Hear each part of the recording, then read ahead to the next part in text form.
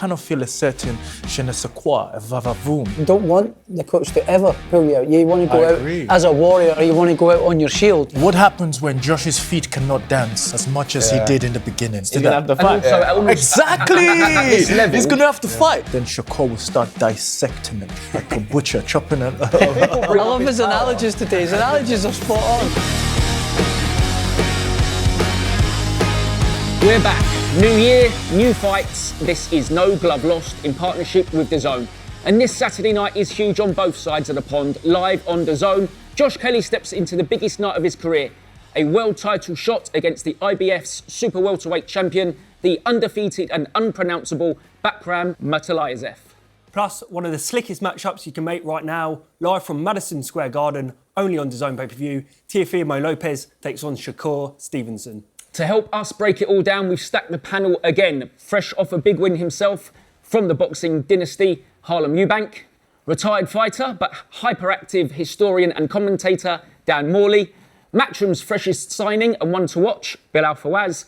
And a great honour to have an undisputed world champion in Josh Taylor. Thank you very much, fellas. Fellas, two of you we asked on specifically because of how much time you've spent training in the same gym as Josh Kelly. What puzzles me, if I looked as handsome as him and boxed in that style, I'd be all over social media, all over the world. I don't see Josh selling himself much. Is he a really quiet character or an awkward fella, or just doesn't like the limelight? I think he just keeps himself to himself. I think he tries to, just handle business and, do the training he needs to do and turn up and focus on fighting more than the outside stuff. I'm sure he's ready to go in there and take the world title and put a dent in this fellow. Josh, you would have been around him. I think you said to me off screen that the 2016 Olympic cycle. Yeah. What do you remember of him then? Because I guess these boys probably know him later on in the pro game, and you knew him back when he was an amateur. I spent a lot of time with Josh in the GB squad in Sheffield. I spent a lot of time with him. I know how he ticks and stuff like that. Well, he's maybe changed since then. It's a long time ago, but he's still got a lot of the same attributes that he had back then that he's carried into the pro game. So yeah, he's a good fighter, very, very good athlete. Dan, done a few rounds with him? Yeah, he's the most talented fighter I've ever sparred. And you say about, he was already said, wow. That's nice, isn't it? He's got a broken nose on, Josh, but yeah. I'm not here because of talent, just hard work.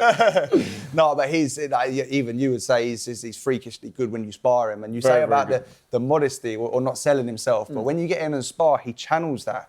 He does all sorts of mad stuff against you, and he's not afraid to show off in the ring. You are right, he is quite a quiet fella. He's polite, he's nice to be around.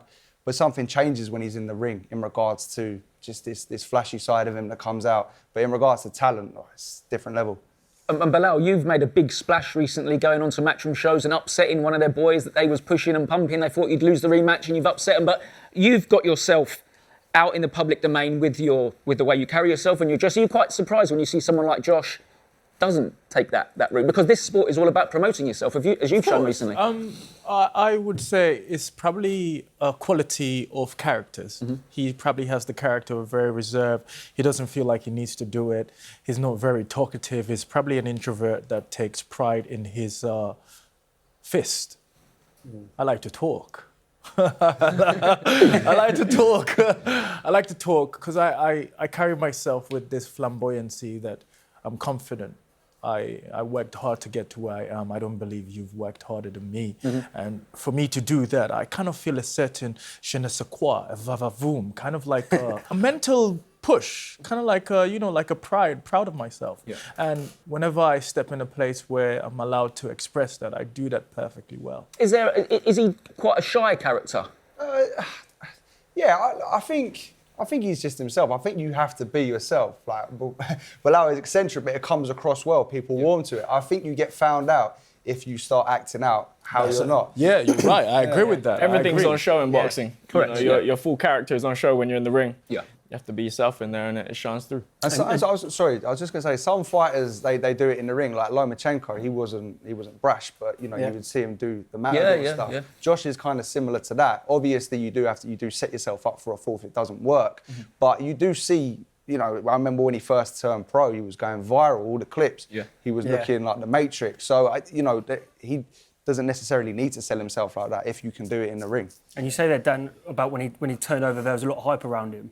And as you guys say, he's obviously quite reserved. Do you think that maybe didn't help, the fact that he was getting all of his headlines, he was getting a lot of spotlight? Was he ready for that kind of attention? He probably is, because he's been in the Olympics and everything, so that's given him a taste of what fame is like.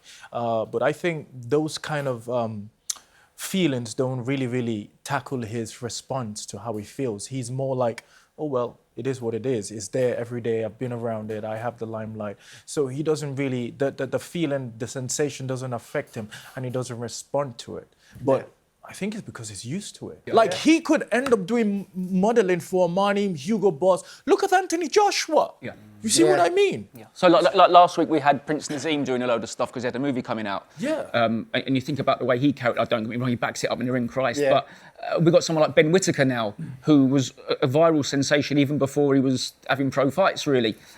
And Josh seems to be, he could have been more or less the guy in between those two, but it's just the way he carries himself. His character's more down to earth and quiet. Obviously I spent a lot of time with Josh and GB and things like that, so his character's he's kind of a little quiet kind of lad. I know his boxing style's kind of flamboyant and all that kind of stuff, so, but he doesn't really need to do that outside the ring. He does all the flamboyancy in the ring, and he seems to be getting the results with it, and he's good with it, and he gets the views, he gets the clicks, so he doesn't really need to be talking and selling himself. His style and all that does that for him. Yeah. So I think he does it well. I think he's doing it the right way. But when you turn pro, you see it with Ben as well. And obviously Naz. I mean, people still dig Naz about the Marco Antonio Barrera fight. They forget all of the good he done and how good he was. Yeah. But, when you turn pro, and when you have that kind of limelight on you, one mistake, one bad performance. That's it. The transition, that's what they label you for. Yeah, exactly. I think it's learning to take that in and deal with it as well. And when you get the positive reinforcement, you're also going to get at times the negative, and in boxing it can be heavily either one way or the other, and it can change fight by fight. Ben Whittaker almost loves to be hated. Maybe Josh Kelly isn't the type of personality would actually enjoy to love to be hated and the attention. I think Josh don't care.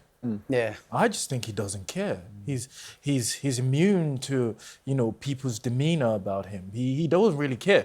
All he wants is to go there, do the business, get paid, and walk out. And I think he's just focused on just doing the job, because if he was into the showbiz kind of thing, right, he would be out there doing brands or doing adverts for all the sports brand and this, but he's not doing none of that. Not like Ben Whittaker, not like Anthony Joshua. I just think he's got what he wants. He's got that very long. Listen, boxing there's not a lot of loyalty in boxing a lot of the times, but him and Adam Booth, the Dark Lord, have been together for a long time. Often a defeat will come and the fighter might move on. Yeah. What's Adam like? He's had a few really strong relationships. He's another one, seems a bit of a mystery man. Oh, you spent more time with him, obviously, because you trained with him. I trained with Adam Martin in the same gym. But Adam would always give me advice. I mean, someone I didn't really get to know too well. But, I mean, I can only vouch for what I've seen of him. And when I stopped boxing, I just saw him in a supermarket. And he come up to me and he was just saying, you've done the right thing. You've How long got have you this, been working this, here? and, like what he said really resonated with me. So he obviously understood the situation I was in psychologically as a fighter that had taken a step back. So he's very much known for that. You see him stop fights when fights are looking out for the fighters. So Harlem will be able to tell you more as that relationship. But I think he if he's with you, he's intense with you.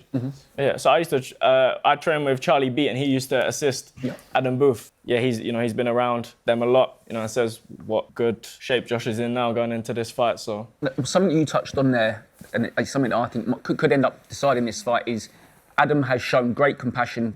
He's pulled his fighters out. I remember Ryan Burnett's got an injury. I think it was on an undercard. I was there. Yeah, for you. We've seen it with David Hay. I can see him pulling Josh out when he's in danger, as all good coaches. No one needs a brave coach in this.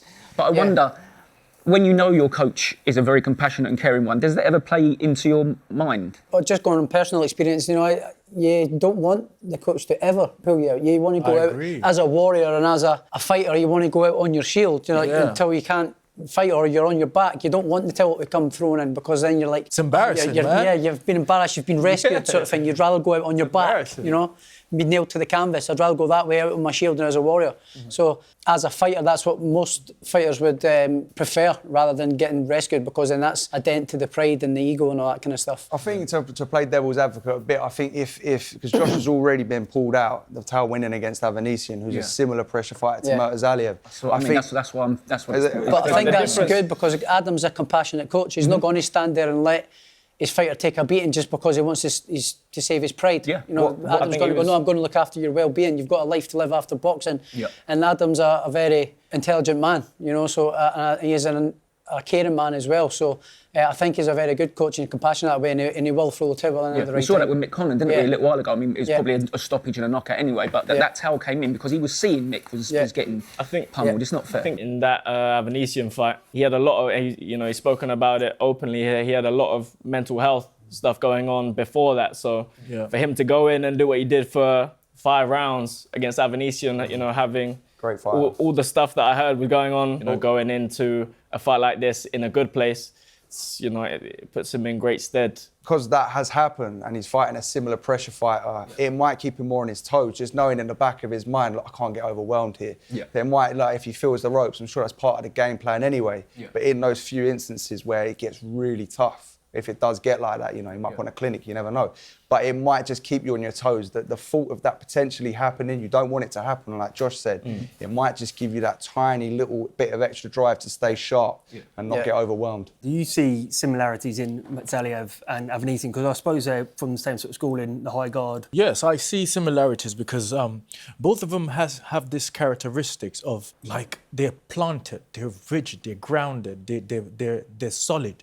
They can't be moved, When they put their mind to come forward, they keep coming, and when they deliver the shots, they come with power. Now, Kelly is more of an elusive, a slippery guy. He slips in and out. If you have a guy that's coming forward with a slippery guy, you're expensing a lot of energy while you're moving around and doing the flashy stuff, and probably you're winning, but the ramifications, the consequences will appear in the later rounds when you have been drained of your energy. And that's when 1 or 2 shots could be detrimental. Troy Williamson had a great win against Callum Simpson, just a few weeks ago up at super middle.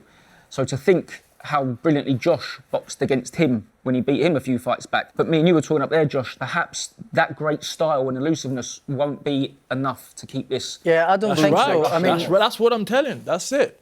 Murtazaliev has got that Russian, typical Russian style of punching, but he's kind of tight and compact. But he's also very good at working behind his long jab and his good jab and working in behind that long range punching at the end. I think the only bit of advice I would give to Josh is keep his hands up and tight and get out tight and safe, because he does all that and moving around, dropping his hands in this way. But Murtazaliev kind of continues on as you're coming out that way, so he needs to keep tight on his exit. This is the hardest fight for Josh and the right timing for him, because right now he's going to be fighting a world-class level guy. Now, world class at this top of the skills, right? It exposes everything. If you have a point of penetration, they will exploit that severely, and they will use it against you. I'm being serious. It's the truth. They will exploit it because they are watching, and you best believe that they're in their house watching, trying to dissect what his weaknesses are. So my analysis is this will bring Josh's true colors to come out, because he's going to be tested. Yeah, definitely. That's right. When you get to the point where you're in deep waters, right? If you don't find a way to swim back to shore, you will get drowned. So what I'm going to say, my analysis is, he needs to do his flashy stuff, but keep the hands up. Yeah. And catch counter. Josh's style can give Murtazaliev problems, and likewise, Murtazaliev's style can give Josh problems. Their style both oppose each other and can give each other threats.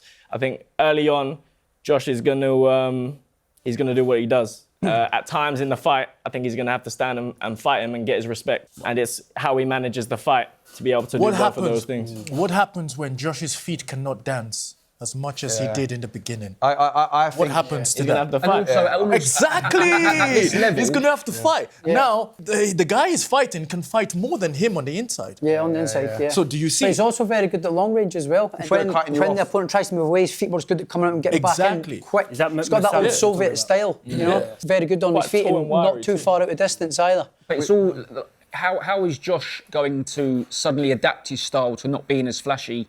To less He's dancing. 31 years old. But And the 7 wins that he's had since Avanesian have been at a lower level, not disrespect to Ishmael Davis and Troy Williamson, but he was able to box his natural way. And suddenly what we're going to go up to a world title shot and say, oh, all that stuff you've been doing for the last 15 years, no, I think hands it'll up work now. to a certain extent, and it will put him off, and it can be quite confusing what he's going to do with his movement and his rhythm. Is quite good, and that sort of loose shoulder, that shoulder he's got with his good left hook. You should have a comeback. He's still got it. Never lose it, But it's, I think he will give him problems with that style, but I do think he's got to kind of keep.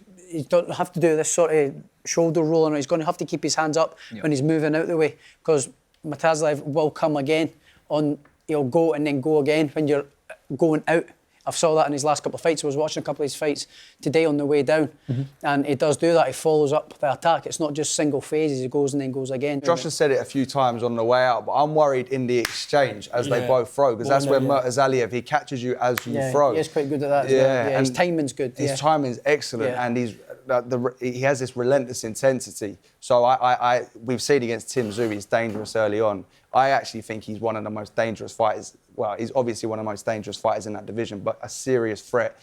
And lots of people talk about the Tim Tszyu fight, but he also stopped Jack Kolkai. Kolkai took Demetrius Andrade to a split decision. He's taken Abbas Barral points. He's taken good fighters. So he stays there across the duration of the fight. I worry about the exchanges as they're throwing together. Yeah, because it does meet you, as you said. It does meet you as you're throwing. So, yeah, it's a very tough fight for him. It's a Matchroom showing it. You'd imagine they want 22-foot ring, didn't you? Yeah, you never know. I mean, he might prefer a small ring so he can move all his head movement and all that when he's against the ropes. Because Josh is very good that way. When he is on the ropes, he is very good at moving his upper half and moving his head movement and rolling and running. So he is good at that. I think Murtazaliev would aim for the body if he does that. Yeah, well, that's what I'm just the way to say it. He might aim for the body, but he might get carried away with the hands down, try to go for the head. So that might work in Kelly's favour. It's quite a tough fight for Josh, to be fair, but I can see him doing it, but he nees to be very disciplined in this fight. And I was going to say, he's going to have to get his respect. So he's going to have to hit him. You can't just run away from this guy, you have to. So when he throws, he's going to have to take his head off the centre line, because that's what I'm concerned about, is when it's there. Yeah. He's got to bully the bully, but not get dragged into it. Do his work, move his head off the centre line, get his respect, and can he do that? Can he do that against this world-level guy? Because we've seen Murtazaliev can get hit, but he's held firm so far.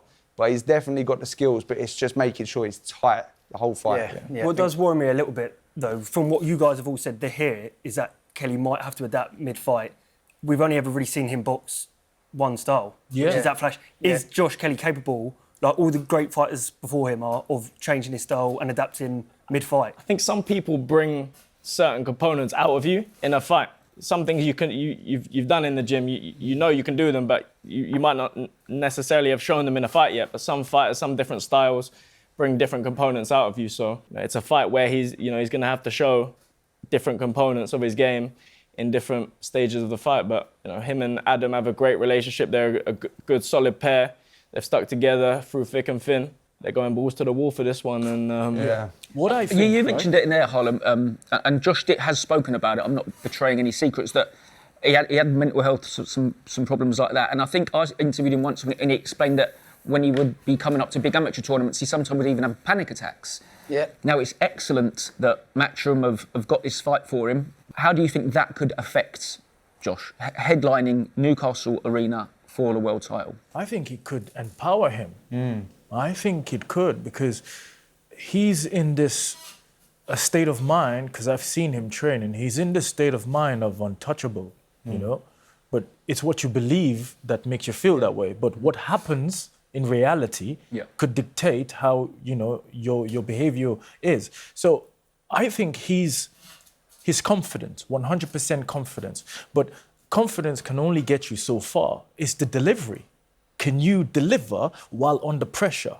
Yeah. Can you adapt? Maybe deals with that mental pressure. That's it. Can you deliver under pressure? Can you adapt? Because this guy is going to come like a wrecking ball, like a tractor, okay? And he knows how to dance. But the thing is, you can't dance forever. 12 rounds of dancing will take a toll on your legs. The judges will get sick of watching. Exactly. So what I think Adam Booth should do right now is react to something that hasn't happened yet but will happen, which is probably a left hook, which is a body shot. So you want to sit down in that pocket and expect any shots, and when that shot comes, you have a response for it. That will allow him to conserve energy. I think mentally, he's in a position where he hasn't got anything to lose. He's in there against the world champion, the guy that's supposed to be a monster. So I feel like mentally that will help him going into a fight like this, because the pressure's not necessarily on him. You know, he can fight from a place of freedom where he's in against a guy who is probably the underdog against. And he's got the opportunity to win the world title. But to Wally's point, will he feel, I know in theory he should, but people probably expected him to have got here earlier.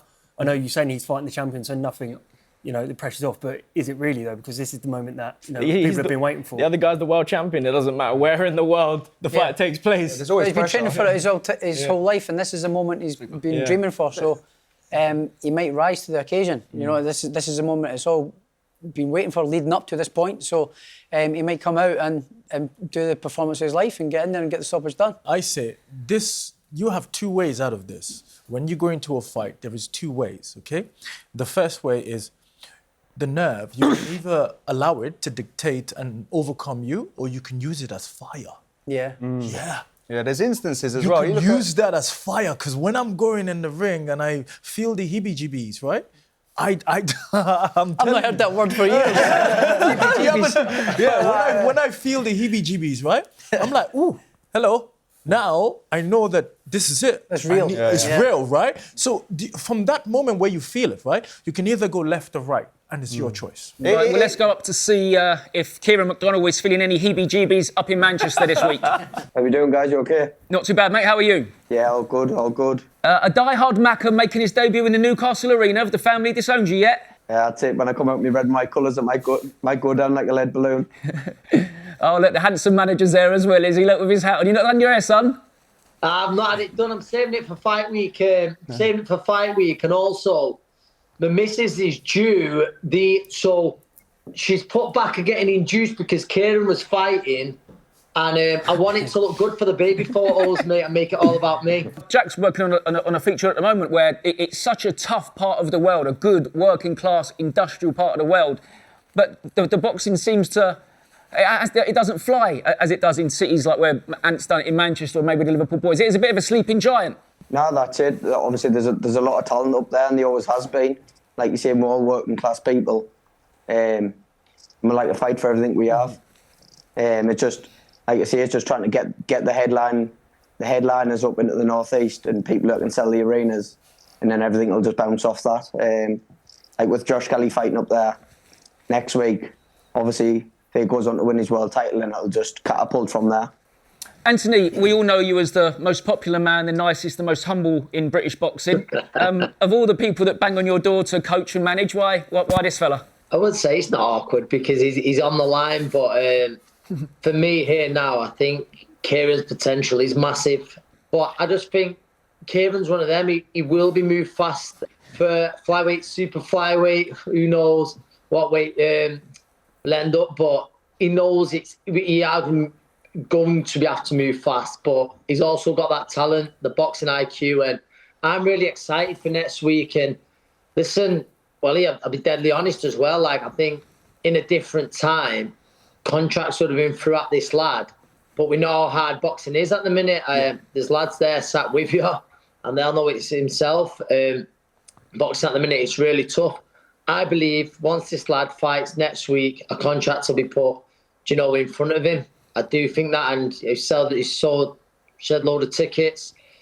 And that's it. I mean, what you look at what he does as an amateur, I think any other year you would have gone to the Olympic Games, but it was only for qualification numbers, where I think some went to different continents at that way. And he's got a European medal. Anyone who knows boxing or amateur boxing, to get a European medal, European silver, wasn't it, Kiaran? Losing to the world champion, knows how hard and how prestige that is. And Kiaran jokes and says it might just be the most pointless European medal in amateur boxing time, because any other year the top four would have gone in his weight, he comes silver and only the winner went. So I believe he's got it all. He had his last spar today, and it genuinely was one of them where a lot of the lads in the gym are watching and like, wow, he's ready. Kiaran, a little while ago I was talking to Ryan Garner, who's a big Southampton fan, and he said it's so crazy when he deals with the club now when they talk about potentially having a fight. He said because most of his pals go all the away games, some of them are banned from the stadium still, and yet he's allowed to mix with the CEO and plan that. Like he might have a big fight or not being out, but being a working class boy that goes there, would that be sort of the dream, and perhaps even as much as a world title to fight at Sunderland Football Club? No, absolutely. Like I say, obviously I go to the games, so I'm part of one of the culture in there, you know. I'm there, and I'm showing my face and my support for the team, and likewise I'd like that in the return. Anthony touched on it there, obviously, with the Olympic story, you know, having 10 fights in qualifying tournaments and winning 7, and still not making the cut was a bit of a bitter one, you know. It left a bit of a sour taste in my mouth, and I think now, obviously turning professional and going down to Manchester with Anthony, it's sort of re-sparked it a little bit. I've sort of got the fire back in my belly now. I've had obviously a bit of a time out, had an injury and a little bit of a sulk, as you do, but it's time to just get on with it, wipe your mouth and move on. Brilliant, fellas. Thank you very much. Anthony, good luck with the missus. I hope little Wally comes along swiftly and safely. We will do. He might be here for fight week, yeah, who knows. Cheers, fellas. See you soon. See you in a bit. Thank you, bye. Right, let's head across the Atlantic now, because there's another big one. It's not just for the belt, but for the future of American boxing. Because at Madison Square Garden, it's Teofimo versus Shakur Stevenson live on DAZN pay-per-view. I think when you think of that core American group of Teofimo, Shakur, Ryan Garcia, Gervonta Davis, Devin Haney, I wouldn't necessarily have put these two together. It was always maybe Tank and Shakur, Devin and Shakur. But do you think maybe this fight between Teofimo and Shakur is maybe one of the most intriguing? I think it's intriguing. Obviously, Teo's a flamboyant, loudmouth, the show-off, sort of the one that sells the tickets. You know what? It's kind of like a Marmite character. You love him or you hate him. Yeah. You don't know what kind of mental side he's coming in and all that kind of stuff. So yeah, he is a character, to say the least. Shakur Stevenson is more of a do it in the ring kind of character. Doesn't show off too much. Doesn't speak too much. So he's more about taking care of the business in the ring. Yeah, the fight's going to be great itself, yeah. The fight's going to be great. I know, having chatted to most of you boys up there, most of you boys are backing Shakur to put on a bit of a clinic, but it just doesn't compute with me, really, that when he went toe-to-toe with you in a war, I can't see that guy not being able to get to Shakur and causing problems. I got Teo. Oh, you got Teo? Good man. Oh, there you go. See, I've just convinced you. You've changed your mind. You've got Teo, yeah? I just think he rises to the occasion. When he's in a playful mind state is when you get the best out of him, and you can see that he's, he doesn't really care. You know, he's playing with Shakur in these exchanges, and he doesn't look like he's taking it seriously, and that's usually when you get the best version of him. Yeah, he had a dig at his railings, didn't he, the other day? Yeah, he's got his new teeth in, yeah. For a free-weight world champion, I don't see the big names on there that scream like legacy. Yeah. I mean, he's got Oscar Valdez, which is a good win. Yeah, absolutely. That's his best William Cepeda. I mean, this is his biggest fight, for sure. And you say Teofimo Lopez, he beat 2 top 10 pound-for-pound guys in, obviously, Josh and Loma, who was number 1 at the time. But then there's the blips. You have got Cambosis. You got the Sandor Martin fight, which wasn't the greatest performance. I mean, Jermaine Ortiz, he makes everyone look. It's a difficult fight for anyone. Jack Catchall, isn't it, doing it to everyone? Yeah, but he's very much like Harlem said. When he's fought the best guys he's fought, he's rose to the occasion. With Shakur, he seems to be more consistent. You know, and as he's also stepped up, I know he boxed Josh Padley and people criticised him, but he still won convincingly. But as he stepped up, he beat Oscar Valdez convincingly. William Cepeda, he stood toe to toe. He changed his style and put on a brilliant performance. But is he going to be on it? And will that consistency and just that comfort of both ranges I think Shakur is going to be difficult to beat, even though he's the one moving up in this instance. Yeah. I mean, Josh, you shared the ring with him. Just how good is Teofimo Lopez? I mean, he's good. I mean, but he's very athletic. You know, the way he's springing his step and stuff like that. I mean, but his punch power, he ain't that great. I mean, he hit me with some beauties. and it just never budged me at all. As I said, for me it was quite comfortable for 5-6 rounds, but my legs went after 4, as I said, and we were talking backstage. As you know, when your legs go from you, you can't get out of the way. But I could see shots coming, but my legs weren't able to take me out of the way or move out of the way, and I was able to start getting caught with shots and stuff. But you can kind of, he telegraphs where he's coming from, does that big jump in left hook. You wouldn't coach a lot of the stuff he does, which is hard for you to prepare for. No, but you can kind of see it coming from. He does it from far out as well. Right. He doesn't kind of close the gap cutely, and bit by bit he kind of jumps in by the big jumps and the big right hands and stuff like that. So I just think going on that, and from my experience, I just think Shakur is going to make it nice and neat and patient, and that'll frustrate Teofimo, because Teofimo's going to want to jump in and fight in like what he always does. Eventually he does come forward, and he's the more aggressive one out of the two of them. So I think that plays into Shakur's hands, and I think Shakur's going to box on the back foot and we'll pick him off. My favourite moment of your fight with him, apart from your successes early on, was when he was sitting in the corner and him and his dad was talking, and he said, "I love you, Dad." Yeah. And they kissed. Yeah. And to me, it meant a lot, because in the build-up to the Loma one, if you remember, he had a press conference and he broke down crying. Yeah. And I spoke to Teofimo this week, and I asked him about that. A moment in time. But I cherish the moment in time. You know what I mean? Because I look forward to doing more of those and having more of those moments.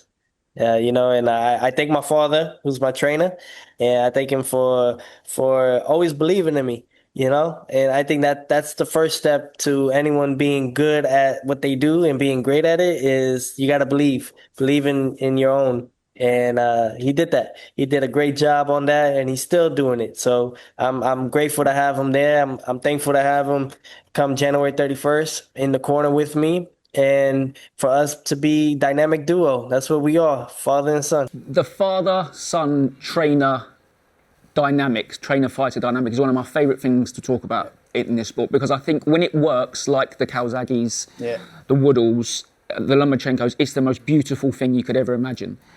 But when it goes wrong, like Mayweather, it's one of the saddest things to watch. Now, Harlem, you're from a dynasty. You know, your own dad was a boxer. The Chris's. I once saw Sean Porter say it should be banned, shouldn't be allowed. There's too much investment. There's too much risk. Emotions. Too much emotion. Like, what do you? It's a superpower when it works, and it can also be horrific to deal with. I think as a fighter, it depends how you operate as well. I think Chris, you know, I know he's stone cold. It wouldn't faze him who was in his corner and what they were doing in the corner when he's fighting. But someone like Teofimo, you can tell that the stuff outside of the ring, relationships outside of the ring, have a big effect on performances. And I think that mental state going into a fight, he's one of those fighters that he's managed on his worst days to still beat world-class guys, and on his good days, he's looked unbelievable. The dynamic works for some, and I think at times it doesn't for others. I think coming up, it's a great relationship, but then at times there's going to be a push and a pull, and a dad always wants something slightly different than a coach would, you know, because they're looking at it differently. You can feel it if it's working, or you can feel it if it's not.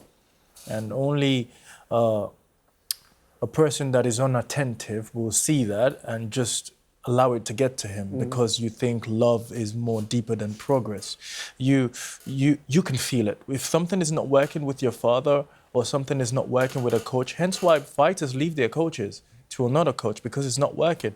Mixture of personalities, isn't it? Exactly. Yeah. So what I will say is keep your family close and put them in a certain category where you know that they are observing your progress, and you take their advice and analysis on the review, but you have a decision on your own.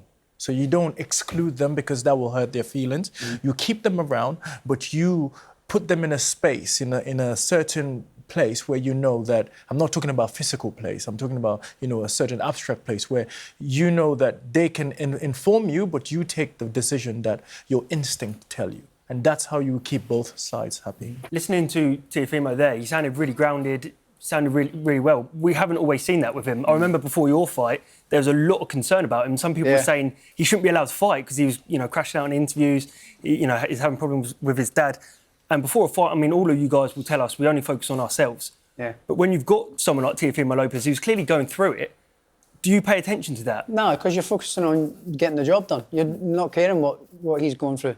you couldn't give a monkeys what they're going through. Well, personal experience, I couldn't give a monkeys what my opponent's going through. I'm focusing on myself and what I need to do and getting the job done. That's right. So yeah, it's I don't really read too much into that, what the opponent's doing and all that. I couldn't, as I said, I couldn't give a monkeys. Like, I just want to get in there, get the job done, focus on what he does in that ring, his strengths and his weaknesses, and focusing on exploiting his weaknesses. And behaviours like that could be deceptive. Yeah, exactly. It's all a game. It could be his performance was when he was going through supposedly a lot of issues, online. So. It could be deceptive because he could do that just to give the illusion that he is not in the best mental state of mind. Yeah. But on the other hand, he's probably doing it because he knows he wants to deceive you. And that's why you boys are such freaks of humanity, because you are the guys who find comfort in the most uncomfortable place on the planet. When that bell goes, no matter what gets said by anyone, what your missus is doing indoors, what your dad has said to you, what your manager's percentage is, when you get into that ring, it's just you and him. That's it, yeah. And everything is on you. You don't have to you can't blame no one else for nothing, and all the credit will be yours and all the criticism is yours. That's it, yeah. It's in your hands. Yeah, you've got to own it. How you come into battle and how you perform is up to you. It's the art of war. Yeah, like literally the art of war. You do all the hard work and then you go out there. It's like, when an eagle has a chick, they fling the chick out of the nest. Say, go and learn to fly. Before they hit the ground, That's the best way to learn. Yeah. Sink or swim. I suppose we've got a great clash of styles here as well. You've got Shakur, who kind of does everything by the textbook. Yeah. Teofimo, who does stuff you just wouldn't teach, but it works for him. How do you break down, what does both men have to do to get the win? What does Teofimo have to do? What does Shakur have to do? I think Shakur just needs to keep his style, not change too much. Keep his patience, sort of boring kind of style, as everybody calls it. I think he needs to keep that. I think that's going to work in his advantage by staying on the back foot and making Teofimo sort of jump in, using his lead feints and stuff like that, and making him come in. I think that's what he'll try and do. I think he will be patient and he will wait on him coming in and capitalise on that and counter him with a good counter shot as he does jump in. So my prediction is, I think Shakur, maybe even by stoppage. I agree with that. I think in the later rounds, because Teofimo is explosive, but that is expensing energy. So if he carries on being explosive, relentless, Shakur would just sit back, keep moving backwards while he's attacking, catch the shots, catch counter, because he's good at that. And Teofimo realized that he cannot catch Shakur. What happens to his mental state? Fragile. So that will take a toll on him. And then Shakur will start dissecting him like a butcher, chopping it out into pieces. People bring I love his analogies today. His analogies are spot on. People bring up Shakur's power as if he hasn't got any power, but he's got respectable power. They used to say the same about Mayweather as he moved up the weight divisions. But it's like, listen, anyone with them little items gloves on and they pop you in the right place, you're feeling it, no matter who you are. Yeah. Even if you have got powder puff hands, as they say, you're going to feel it. You get hit in the right place, no matter who you are. Someone who was always accused of having feather fists was Josh Warrington, and he is one of the next big stars coming up live on DAZN. Two fellas I absolutely love, two former world champions, two fathers, two big football support backings. But I'm not really sure what they're doing it for. Just two of them just like to have a fight and a bit why not? There's never enough dough, is there? So at the end of the day, it's a fight that we're all going to sit and watch. And certainly me, because I like the two guys. I like the two, their styles are good, entertaining fighters.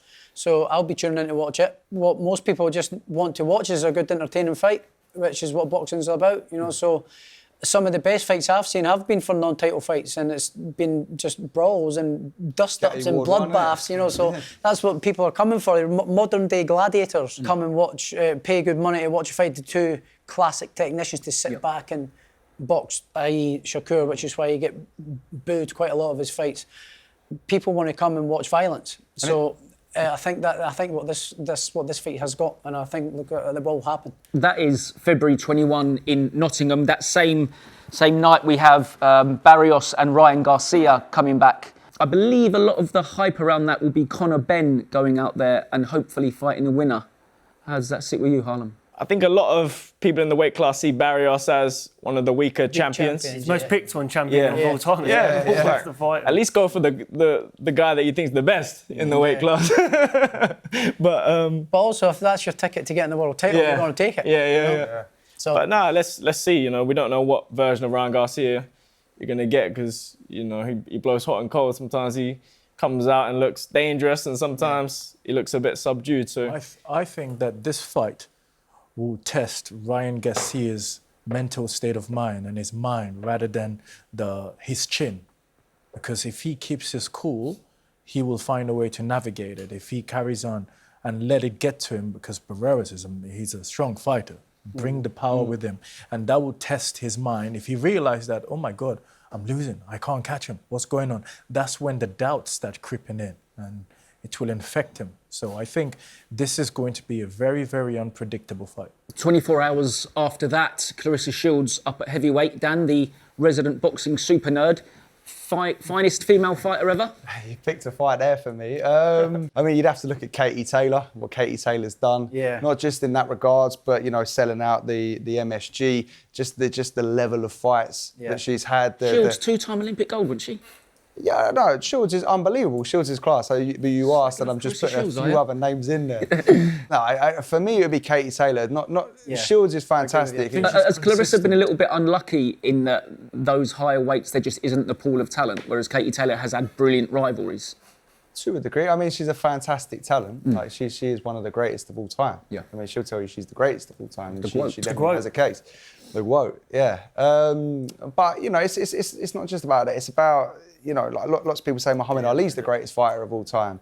You know, I know that you don't necessarily agree with that, Wally. But, you know, he has a very strong case. But if you look statistically with Sugar Ray Robinson, you would say Sugar Ray Robinson, but Ali's influence, obviously Ali has everything. But influence has a big thing when you're dissecting the entire package. Yeah. And what Katie Taylor's done, like we said, she's been instrumental in exploding women boxing, especially over here. She's had the rivals. You know, you could say you're unlucky, but if you've got the rivals, you still got to fight them and you still got to beat them. Guys, we can't forget also Nick Ball versus Brandon Figueroa coming from Liverpool.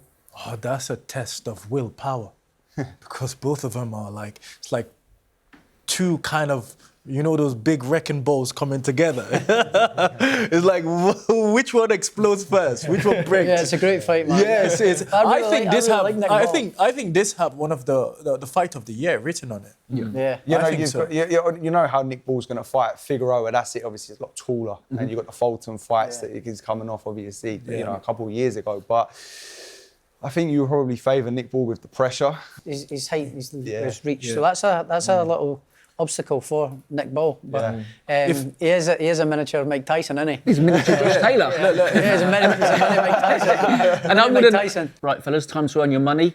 Let's have predictions. Who wins and how? Josh Kelly, Bakhram Murtazaliev.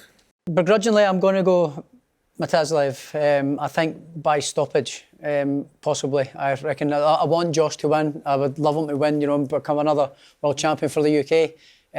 But I think my feelings on the opponent, the Russian. Harlem? I've got to back Josh. Of course you have, yeah. It's a hard task. You know, he's got it all to gain. That'll be, you know, the toughest fight of his career. I was just going to say, we had Anthony Crolla on earlier. Anthony Crolla had a home fight against an avoided knockout machine in Barroso at the time that people didn't think he was going to win. And he went and won. It does happen. Josh, when he performs, he is the best person that I have seen up close. Like, he's freakishly good. We sparred in Saudi, didn't we? Yeah. Other than you. That was body sparring. Wait, you both spar? Yeah, we sparred. What the hell are you doing in the ring? He's a tank. Really? He's a tank. He's not bad. Oh, right.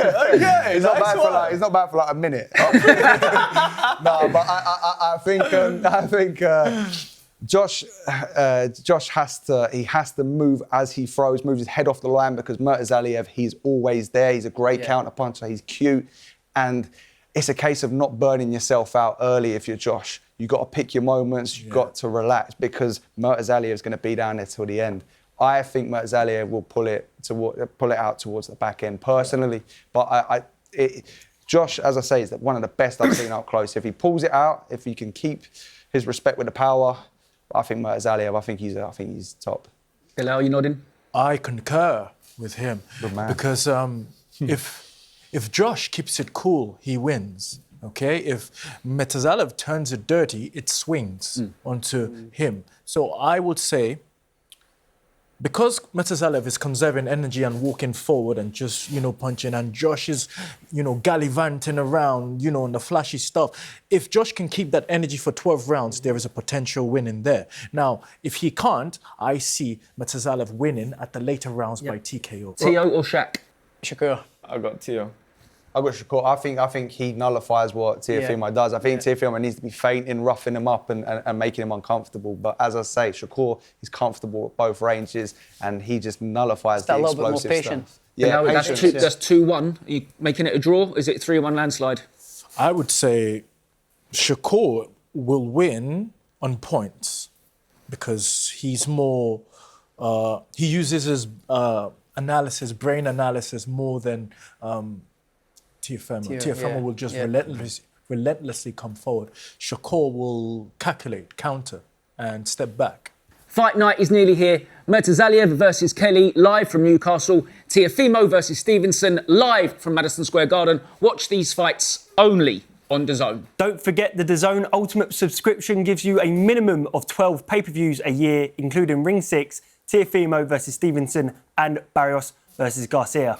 Drop your predictions in the comments. Who wins and how, and stay with Sunsport for all the fight week build-up.